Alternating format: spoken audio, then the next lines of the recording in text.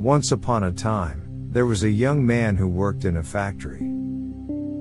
His mentor, an old technician, told him to talk less, do more and never stop developing his skills in every aspect of the factory's operations. 10 years later, the old retired and the young man became the technician himself. He continued to do his work with the same dedication and diligence as he was taught. One day he visited his mentor. The old man saw that he seemed unhappy, and asked what was troubling him.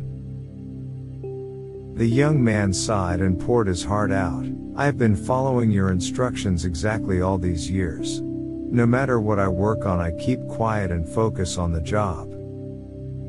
I know I have done good work at the factory, and I have learned all the skills that can be learned there. What I don't understand is that the guys who don't have my experience or capabilities have all been promoted, while I'm still making as little as I did before when I was your apprentice." The old man asked, "Are you positive that you have become indispensable to the factory?" The young man nodded, "Yes." The old man paced back and forth to think. After a while he turned to the young man, "You must request a day off, using whatever reason you like. It is time for you to give yourself a break." The young man was surprised by this advice. But the more he thought about it, the more it made sense. He thanked his teacher and left quickly to make a time-off request. When he returned to work after his day off, the manager called him into the office to tell him that things did not go well at the factory while he was gone. Others encounter many problems that normally would be handled by him, and they have no idea how to solve them. Realizing his importance, the manager decided to promote him to the position of the senior technician, to thank him and encourage him to keep up the good work. The young man was grateful for his mentor's wisdom. Surely, he thought, this was the secret to success.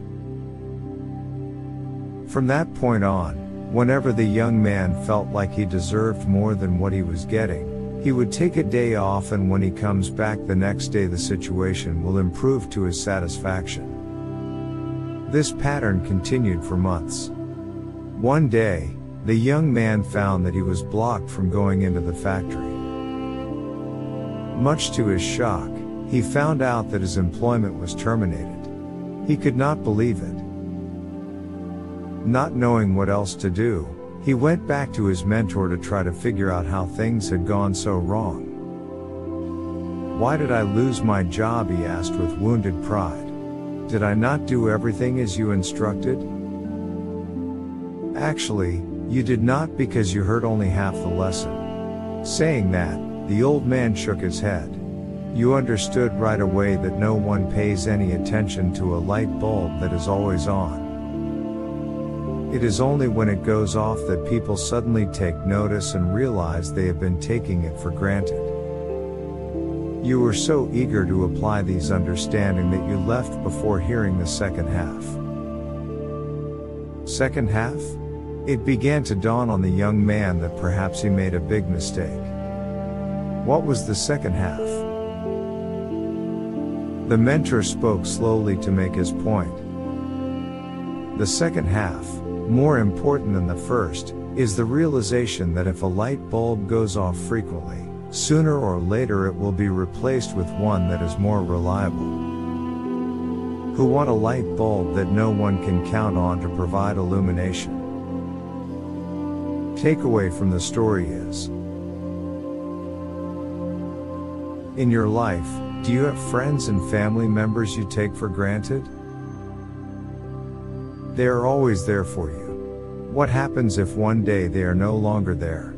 Do not wait for such a day to suddenly know how important they are. Give thanks today for the good fortune of having them in your life. Also, don't let yourself be taken for granted. But at the same time, do your work and don't stop everything you do, just because it doesn't go the way you want it to go. Find the balance in life and life will reward you giving you the balance back.